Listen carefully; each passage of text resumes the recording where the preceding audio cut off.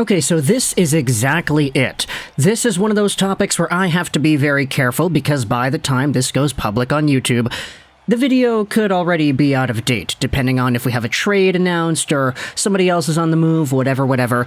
Today we are talking about the Montreal Canadiens and their goaltending situation. We've kind of avoided talking about this for the most part because there have been so many things and ideas floating around there that it wasn't really all too cohesive for me to review and analyze. So, long story short, we have ourselves a Montreal Canadiens team that recently, in the Jeff Petrie trade, acquired Casey DeSmith.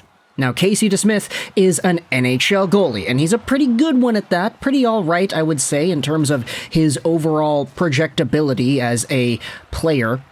He's not the youngest guy in the world, he's 32, but he does make $1.8 million until the end of this season, and this previous season he played 38 games played, had a .905 save percentage, not amazing, but he's still NHL caliber, so good for him.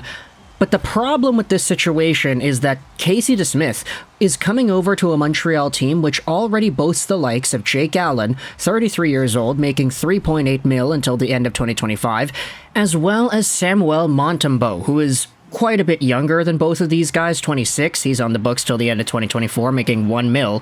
And with both of these guys having already split the load last year, there was this idea heading into this season that they would pretty much do the same thing. It's not like the goalie tandem was amazing. Like, sure, the numbers were not spectacular there, but the Canadiens were not really too great, and you saw that there was potential in Montembeault to get a bit better as his year would go on.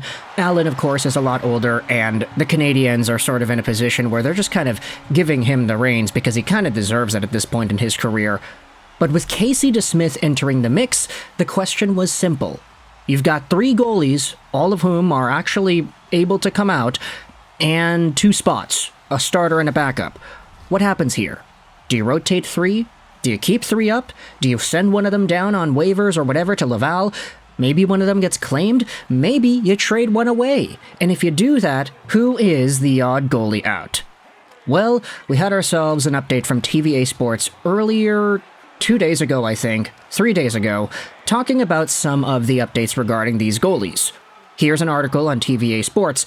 Take a look at this right here. It turns out that Jake Allen has apparently obtained the confirmation of the Canadiens that he will remain in Montreal. This is according to La Poche Bleue journalist Raphael Doucet, citing a well-informed source with the Habs. And with this idea in mind, it kind of makes a lot of sense to me regarding how Allen's career trajectory has gone. He was always sort of a 1A, 1B option, especially in St. Louis. He was splitting the load with guys like Brian Elliott, he was in and out half a season's worth of games played, etc., etc. And eventually, for a good part of the 2010s, he was the main guy, until Jordan Binnington arrived in St. Louis and started to dominate himself. Then, as a veteran option, Allen was acquired by the Habs, he had split the load with Carey Price, and you know, it's been a few years, his numbers were never particularly great, but we all recognize that there is a good goalie here in Allen. It's just, with the Canadiens and their timeline, Allen's time for success, it wasn't really aligned here. So, it's understandable that the Canadiens can just ride it out with Jake. He's been here for the Cup final, he was behind Carey Price, he was sort of in that B-tier position on the team for a good chunk of time. So I feel like the Canadiens owe it a lot to Allen to give him a sustained job, and I know that's kind of weird to say when talking about professional sports teams and athletes, but come on, the guy's a fan favorite here. You won't find too many Canadiens people who hate on Jake Allen because this guy, considering the circumstances, has been solid enough. So with the Canadiens already giving him the affirmations that he is going to be sticking around, it pairs nicely with the Sam Montembeault news that we had recently too, where he told the media that, yeah, Kent Hughes reached out to me, he said I'm going to be alright here, and that was good to know. So it seems like, based off of all the information we've heard from the reporting, from the different players themselves, that Casey DeSmith will probably be the odd man out. And this takes form into a lot of other things because you had yourselves even more concern from the DeSmith family themselves. Here's another article on TVA Sports from half a month ago. Casey DeSmith is currently experiencing a lot of anxiety. And if we read this piece translated from French into English, because yeah, it's a TVA sports article, for ordinary people, NHL players are just a way of having fun. Life goes fast, people are busy, and the sport helps them to loosen up a bit, acting as sort of an escape. During a night out with friends, phrases like, "I would trade that guy," or "we should buy out his contract," are commonplace. Sometimes it really feels like hearing a conversation about video game characters. But big news, hockey players really exist, and they too, despite their advantageous salary conditions, have slack periods and sequences where the anxiety is great and difficult to manage. I like the intro to this article. It kind of humanizes the players in a way. But included in the piece is a tweet made by Anthony Martineau, where he says that DeSmith is living through this period of uncertainty with quite a bit of difficulty. I am told that DeSmith and his wife are experiencing a lot of anxiety. She is due in the next few hours and days and is still in Pittsburgh. The Guardian, or the goalie, is waiting to find out under what circumstances he will have to move his family. And that, of course, is an extra layer that you don't normally think about when talking about which players to move or who's going to get traded, etc., etc. When Casey DeSmith and his folks were traded from Pittsburgh to Montreal, at face value, it's like, okay, we're going to Montreal. Cool. But then you think about the family side of things. My wife is pregnant. We're going to have a kid later. If we're going to have to immigrate over the border and get a new house and do all this, that's going to be really complicated. Normally it's okay, but in this situation, it's like, okay, I got traded to Montreal. I'm one of 3 goalies here. I'm one of 3 NHL caliber guys that can realistically share the load. And the Canadiens were already committed to Allen and Montembeault, so if it's me that's going to be on the trade block soon, I got to think about where I'm going to move my folks. What's going to happen here? We got to think about where we're going to start looking for a new home, whether it's in Montreal or in some other NHL city. The season is starting soon, so we're not going to have too much time to get settled in, and my wife is pregnant, which is going to make things even more complicated, and did I mention that my wife is pregnant? We're having a child.